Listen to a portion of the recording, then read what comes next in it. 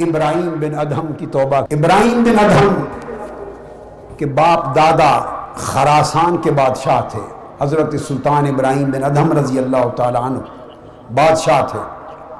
زندگی شاہی بلخ کے حاکم تھے ابتدا میں، اور پھر خراسان کے بادشاہ تھے صوبے کے۔ زندگی ناز و نام میں گزری۔ ایک دن اپنے گھوڑے پر سوار کتا، شکاری کتا لے کے شکار کے لیے نکلے۔ کوئی تعلق دین سے نہیں، رغبت نہیں، اللہ کی طاعت اور بندگی سے سروکار نہیں، عیش و آرام کی زندگی ہے جیسی بادشاہوں کی ہوا کرتی ہیں۔ قید نکلے شکار پر تو ہرن کا شکار کرنے لگے۔ جب شکار کرنے لگے تو ہرن کے جب قریب پہنچے تو اس ہرن نے آواز دی، ایک ہرن نے آواز دی اور کہا کہ تعاقب کرتے ہوئے، اللہ رب العزت نے اس کو زبان دی، اور اس کو امام مقدسی نے بھی روایت کیا کتاب التوابین میں، اور تہذیب التہذیب میں امام اسقلانی نے روایت کیا، امام ابن حبان نے روایت کیا، اور حضور داتا گنج بخش علی حجویری نے کشف المحجوب میں بھی روایت کیا، دیگر کتب میں بھی۔ ہرن جواب دینے لگا، اور امام عبدالرؤوف المناوی نے اپنے طبقات میں روایت کیا، علامہ ذہبی نے سیر و اعلام النبلاء میں روایت کیا، امام ابن جوزی نے صفت الصفوہ میں روایت کیا۔ ہرن نے آواز دی، آواز آئی کہ اے ابراہیم بن ادہم، تو اس کام کے لیے تو پیدا نہیں کیا گیا۔ دائیں بائیں مڑ کے دیکھا کہ کس کی آواز ہے، کچھ سمجھ نہیں آیا۔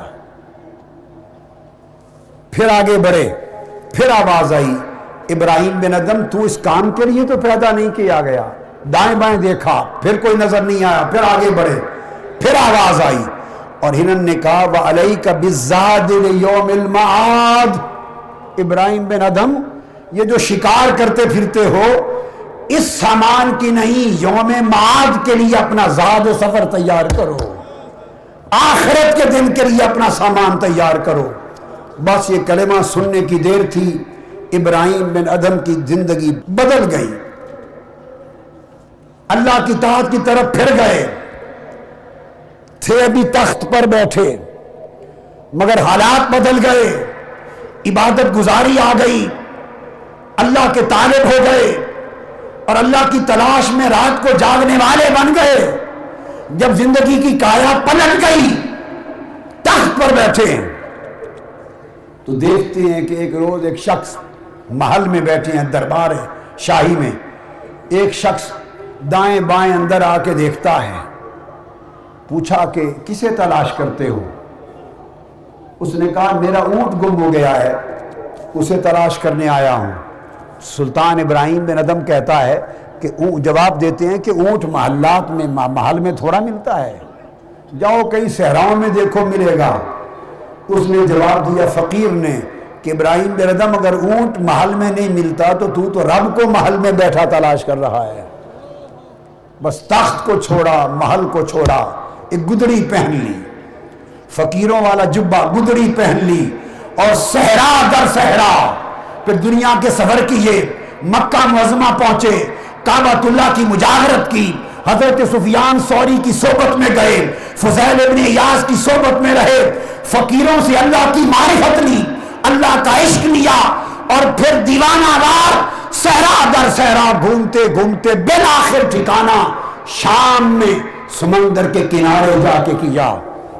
اب لے اس کنارے پر پہنچے تو وہاں کے بادشاہ کو خبر ملی کہ بلخ کا بادشاہ فقیر بن کے سمندر کے کنارے بیٹھا گدڑی سی رہا ہے۔ وہ سمجھانے کے لیے آیا، اور سمجھانے کے لیے آگے کہنے لگا کہ ابراہیم بن ادہم مجھے اطلاع ملی ہے کہ تو بلخ کا بادشاہ ہے۔ اس نے کہا تھا، تو شاہی چھوڑ کر یہاں گدڑیاں سیتا پھرتا ہے، فقیری میں کیا لے رہا ہے؟ اس نے کہا ہاں وہ ایک شاہی تھی، اب ایک اور شاہی میں ہوں۔ اس نے کہا اب کیا شاہی ہے؟ آپ کے ہاتھ میں سوئی تھی جس سے گدڑی سی رہے تھے، وہ سوئی سمندر میں پھینک دی، اس بادشاہ کے سامنے سمندر میں پھینکی اور کہنے لگے مچھلیوں میری سوئی تلاش کر کے لاؤ. وہ کہنے لگا مچھلیاں سوئی لاتی ہیں؟ یہ کہنے کی دیر تھی 1000 مچھلیاں ہر ایک کے منہ میں سونے کی سوئی لے کر سطح آب پر باہر آ گئی. کہنے لگے ہاں وہ بادشاہی چند نفوس پر تھی، یہ بادشاہی رب نے بحر و بر میں عطا کر دی ہے ایک توبہ کے نتیجے میں. سب سے پہلے نئی ویڈیوز کو حاصل کرنے کے لیے شیخ الاسلام ڈاکٹر محمد طاہر القادری کے آفیشیل یوٹیوب چینل کو سبسکرائب کریں اور بیل آئیکن کلک کریں.